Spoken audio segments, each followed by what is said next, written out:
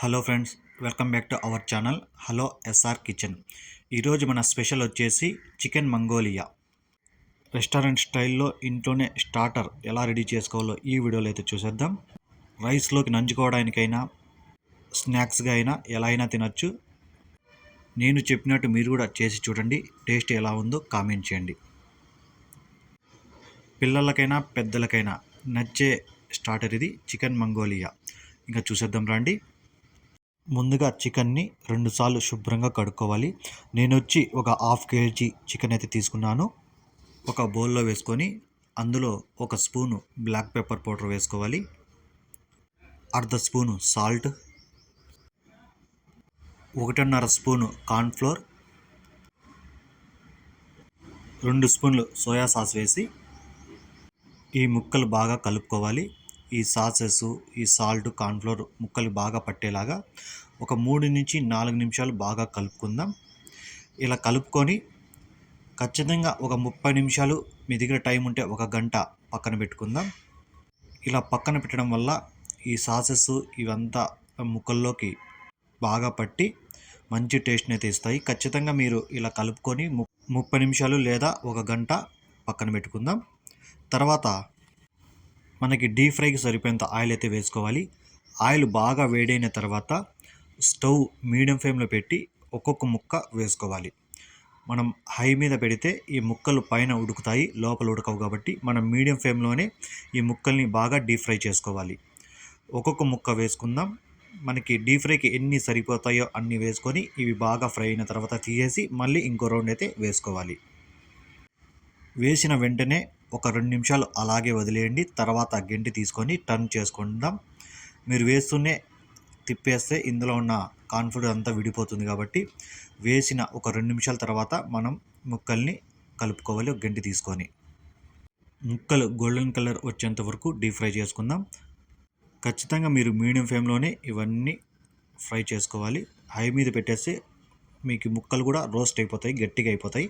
అందుకే మీడియం ఫ్లేమ్లోనే ఇలా రోస్ట్ చేసుకొని, ఇలా ఫ్రై చేసుకొని ఒక హోల్స్ ఉన్న గిన్నెలో వేసుకుంటే ఆయిల్ మొత్తం కింద పడిపోతుంది. ఇంకోసారి మిగిలిన చికెన్ కూడా వేసుకొని మొత్తం ఇలా డీప్ ఫ్రై చేసి పక్కన పెట్టుకుందాం. తర్వాత ఒక పాన్ తీసుకొని అందులో ఒక 2 స్పూన్ల ఆయిల్ వేసి, ఆయిల్ బాగా వేడైన తర్వాత ఒక 15 నుంచి 20 వెల్లుల్లిని ఇలా చిన్న ముక్కలుగా కట్ చేసి, అలాగే 1 ఇంచి అల్లాన్ని చిన్న ముక్కలుగా కట్ చేసి ఫ్రై చేసుకోవాలి.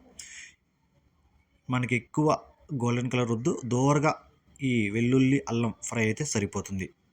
ఇవి కొద్దిగా ఫ్రై అయిన తర్వాత ఒక 3 పచ్చిమిర్చిని తీసుకొని ఇలా చిన్న చిన్న ముక్కలుగా కట్ చేసి వేసుకోవాలి. ఇలా వేసుకున్న తర్వాత ఒక 4 ఒట్టిమిరపకాయలని వేసుకుందాం. ఎండుమిర్చిని అయితే వేసుకుందాం. ఇవి 1 నిమిషం అలా ఫ్రై అయిన తర్వాత 2 స్పూన్ల చిల్లీ సాస్. మీ దగ్గర రెడ్ చిల్లీ సాస్ ఉన్నా కూడా వేసుకోండి. నా దగ్గర రెడ్ చిల్లీ సాస్ లేదు కాబట్టి నేను గ్రీన్ చిల్లీ సాసే వేసుకున్నాను. 2 స్పూన్ల గ్రీన్ చిల్లీ సాస్ వేసుకొని తర్వాత 2 స్పూన్ల సోయా సాస్, అలాగే ఒక 4 స్పూన్ల టమోటా సాస్ అయితే వేసుకోవాలి.